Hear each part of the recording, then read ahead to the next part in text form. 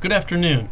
My name is Nathan Pomedy. I'm going to quickly show you how to use Welnet for the purposes of creating assessments, behavior logs, as well as looking at the results from your students' fitness portfolios that they are creating for your class as it relates to the PEP grant we are doing here in Fairfax County. Obviously, on the main page, you're going to log in. So you'll type in your username and password. Once you have logged in and successfully entered the website, you'll see the dashboard to your left. Any information here in the center, anything new or any announcements over on your right. First options that you have are management. So management is going to be the ability to find your student, change passwords. That'll all be in the first hyperlink here. Add or remove a student from your class, or view your class rosters. So if you wanted to change a student's password, you go in here, type in their name, press search student, their name would pop up. You would then click the edit function, and then you change the password from there. Fitness, in the fitness tab, obviously you can print off any sheets that you want related to the PACER test. You can also view your portfolio results. That is under the summary report. Okay, so you click on summary report, and obviously I don't have anything yet because we haven't done it, but I could click on any of my teachers, but obviously if you will probably just have your name in the drop down menu.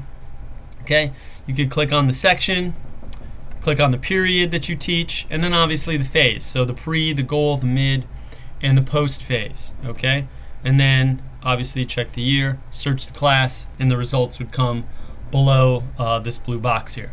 Okay, so this is where you would go to get your results for the fitness portfolios that the students will be doing.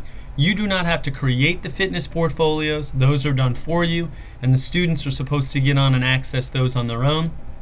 You obviously just need to give them the results of their fitness tests so that they can create a goal and then obviously monitor their success of that goal.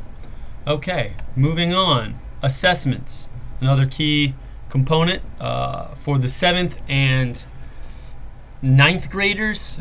You will not do your assessments here. This is more for the 8th and 10th graders and then the elementary school students, and I'm not exactly sure what ages those are. But to assign, obviously you click on the Assign tab. You click on the type of assessment you want. The nutrition is up at the top, so food for energy and health 4 and 5. That's the nutrition assessment. And if you scroll all the way down to the bottom, the fitness assessment is down here underneath Fairfax. So you have high school, middle school, and elementary school. So let's say I was creating a fitness assessment. Once I've selected that assessment, I can now go over to view the assessment or view the answer key, either one, and that'll pop up in a separate window. I can select in the next drop-down menu whether it's a pre or a post test, and the dates that I want to make it available to the students. Okay, and obviously that's a department issue that needs to be discussed, and obviously it needs to fit into the parameters that has been set forth. Okay, once you have done all of those things, so let's say I'm doing a pre-assessment and I'm making it available on the 13th, then I would scroll down here, make sure I include mine. So again, obviously I can see all of my teachers. I'd press include to deselect all of them, and then I'd scroll down to find my students. Now I teach 7th grade, so I won't actually be creating this, but if I were, I'd select my students again, and then I'd select assign assessments, and now it would be available for my students.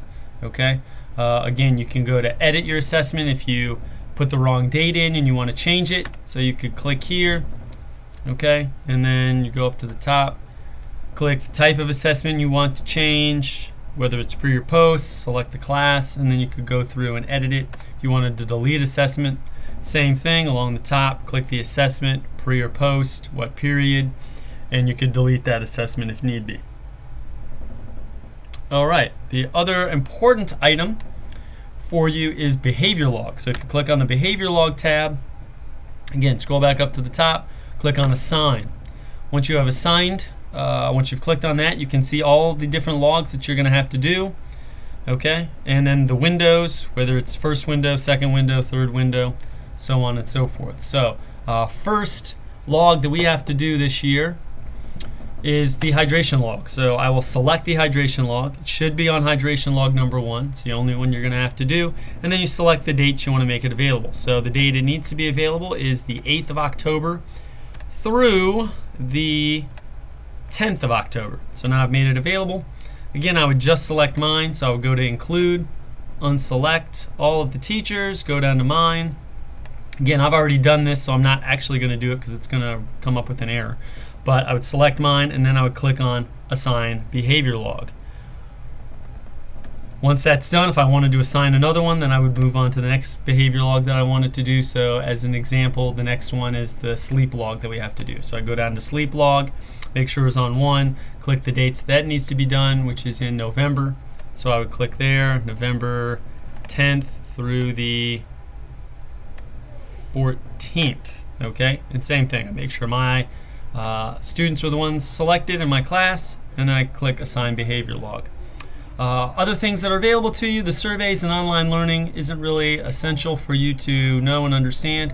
The only other thing that might be helpful for you is the Help button, and if you click on that in a separate window, it'll pop up, and it kind of gives you just step-by-step instructions on how to do basically the same stuff that I explained, maybe a little bit more in depth, or if you're more of a read and follow along, this might be a better option for you. So that's just another way in which it can help you. Okay, and again, this is just a quick tutorial on how to use Welnet to help you create behavior logs and assessments, and obviously view your fitness portfolios. I hope this was helpful. Obviously, if you have any other questions, you're more than welcome to email me at njpomedy@fcps.edu or contact your grant supervisor. Thank you very much, and have a great day.